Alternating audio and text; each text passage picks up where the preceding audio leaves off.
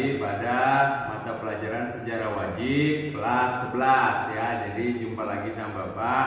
Untuk materi kali ini kita akan membahas tentang perjuangan, yaitu pahlawan-pahlawan kita pada abad ke-20.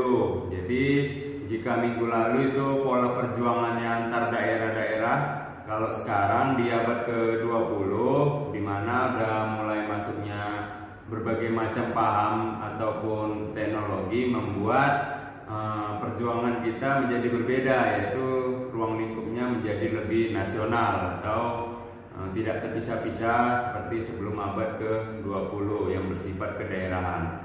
Untuk bisa kita pahami lebih lanjut materi yang sekaligus tujuan pembelajaran tadi, maka bisa kalian lihat videonya di berikut.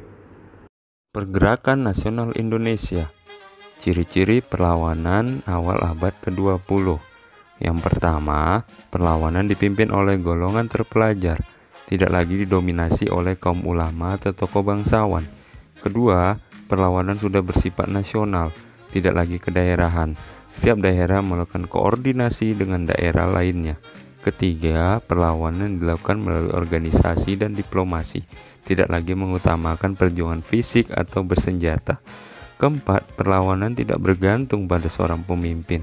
Ada kaderisasi dalam perjuangan organisasi pergerakan, sehingga jika pemimpinnya tertangkap, perjuangan masih dapat dilanjutkan oleh yang lain. 5.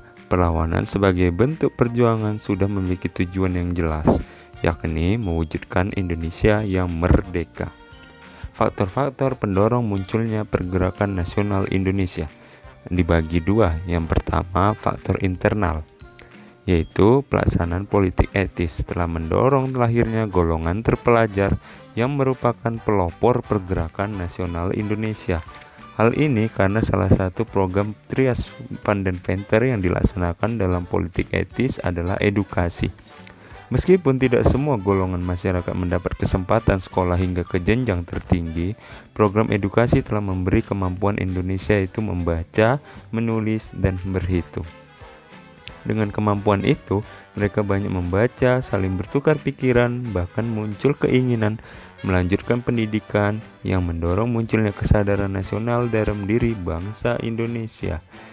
Kemajuan di bidang transportasi dan komunikasi telah mendorong bangsa Indonesia untuk saling memberi kabar berita, mengetahui kondisi di setiap daerah, sehingga mereka dapat merencanakan gerakan nasionalisme yang cukup besar, tidak terbatas dari daerahnya saja.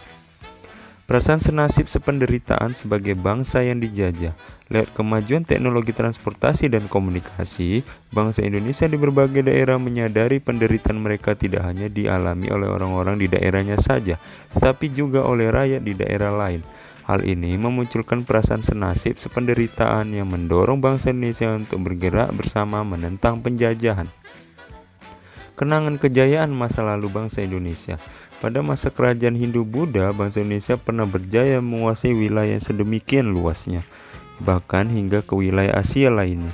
Sriwijaya dan Majapahit dikenal sebagai kerajaan besar Nusantara. Wilayah kekuasaannya meliputi hampir wilayah Indonesia saat ini, bahkan sampai ke wilayah Asia lainnya. Nilai yang mendorong bangsa Indonesia untuk maju berjuang bersama-sama agar dapat mencapai kejayaan seperti pada masa lalu. Faktor eksternal, di mana kemenangan Jepang atas Rusia dalam Perang Rusia-Jepang tahun 1905, hal tersebut telah menimbulkan semangat baru dalam diri bangsa Indonesia bahwa bangsa Asia pun sebenarnya mampu mengalahkan bangsa imperialis, dalam hal ini bangsa Eropa. Kemenangan Jepang telah mendorong munculnya nasionalisme bangsa Asia. Munculnya pergerakan nasional di negara-negara Asia lainnya seperti di Tiongkok, India, dan Turki. Pengaruh paham-paham baru seperti nasionalisme, sosialisme, liberalisme, demokrasi.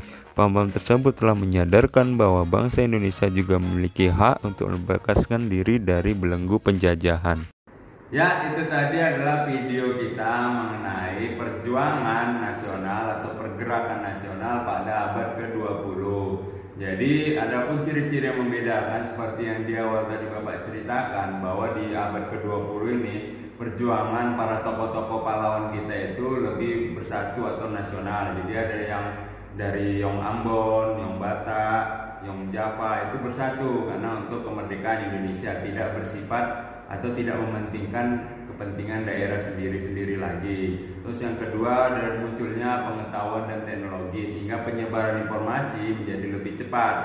Tidak seperti yang abad ke-19 yaitu di mana pesan informasi itu sedikit lambat untuk disampaikan. Jadi untuk diskusi, tugas maupun latihan lebih lanjut bisa kalian saksikan atau kerjakan di Discord. Nah, semoga di masa pandemi ini kalian tetap dalam keadaan sehat dan semangat untuk tetap rajin olahraga karena itu bisa membuat kalian fokus selama pembelajaran daring. Sekian, terima kasih, selamat pagi.